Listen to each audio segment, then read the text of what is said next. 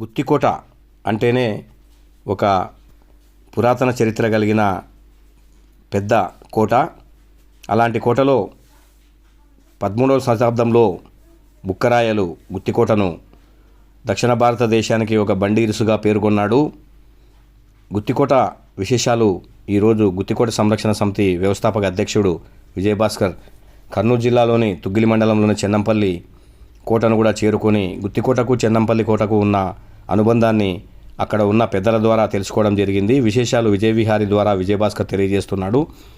మనం కొన్ని విషయాలు తెలుసుకుందాం. నమస్కారం పెద్దయ్య, మేము గుత్తి నుంచి వచ్చినాం పెద్దయ్య.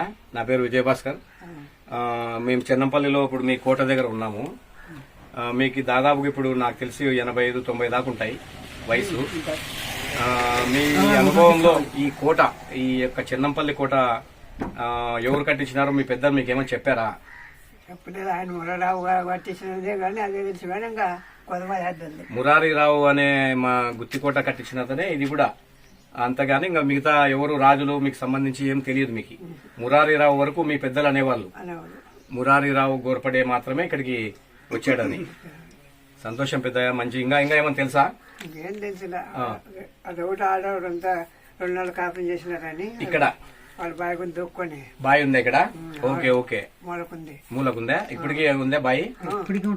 ఓకే, చూస్తాం. అక్కడ గుండెలు ఉన్నాయి. గుండెల కాడ 2 నెలలు కాపురం చేసిన. ఎవరు? మురారీరావు. అంటే ఇక్కడ రాజు ఉండేవాడా లేకుంటే రాజు వచ్చి ఉండేవాడా? రాజు ఉండేటప్పుడు. ఇంకా ఈ చెన్నంపల్లి కోటను అప్పట్లో విజయనగర రాజులైతేనేమి, నవాబులైతేనేమి, మొఘలాయులైతేనేమి అందరూ కూడా ఇక్కడ పాలించినట్లు చరిత్ర ఆనవాళ్ళు ఉన్నాయి. ఇక్కడ మనం చూస్తున్న బావి ఇక్కడ మురారీరావు గోర్పడే కట్టించినదిగా ఇక్కడ పెద్దలు చెప్పారు. చెన్నంపల్లిలో ఈ యొక్క కోటలు నిర్మించేటప్పుడు బావులు కూడా నిర్మించడం ఆనవాయితీగా ఉంటుంది. ఎవరైనా కానీ ఎక్కడైనా కానీ కోటలు నిర్మించినప్పుడు. మురారీరావు గోర్పడే తన ప్రస్థానంలో గుత్తి చుట్టుపక్కల ప్రాంతాలు మడకశిర అయితేనేమి, పెనుగొండ అయితేనేమి, చెన్నంపల్లి కోట అయితేనేమి, గుత్తికోట అయితేనేమి ఎన్నో బావులు నిర్మించడం జరిగింది. ఈరోజు మురారీరావు గోర్పడే నిర్మించిన బావులు ఎన్నో మనం చూస్తున్నాము. చెన్నంపల్లిలో ఉన్న ఈ కోట పక్కలో కట్టించిన బావి కూడా అలాంటిదే అని మనం కనుక్కోవచ్చు. చెన్నంపల్లిలో ఇంకా మనము ఊరికి వస్తూ ఉండగానే ఒక రామాలయం కనిపిస్తుంది. అక్కడ కూడా ఒక పెద్ద బావి మనకు కనిపించడం మనం ఈ వీడియోలో చూడవచ్చు. అద్భుతమైన ఈ యొక్క రామాలయంలో నాగపడగలు, అలాగే ఆంజనేయ స్వామి ఆలయం కూడా ఉంది. ఇక్కడ ఒక పెద్ద మర్రి చెట్లు కూడా ఉన్నాయి. ఎంతో అద్భుతంగా ఈ యొక్క వీడియోను విజయ విహారీ ఈరోజు క్లిక్ అనిపించింది. ఇక్కడ కూడా రాముని విగ్రహాలు ఎంతో పురాతనమైనవిగా మనం ఈ వీడియోలో గమనించవచ్చు.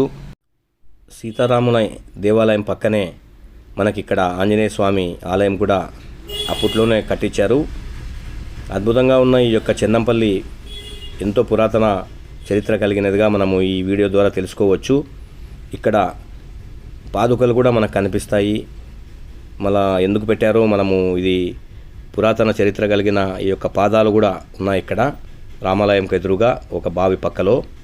అద్భుతమైన ఈ కోనేరులు, బావులు అప్పట్లో చాలా అద్భుతంగా నిర్మించినట్టు తెలుస్తుంది. ఆంజనేయ స్వామి కూడా తూర్పు ముఖం చూస్తున్నట్టుగా ఇక్కడ ఆనవాళ్ళు స్పష్టంగా ఉన్నాయి.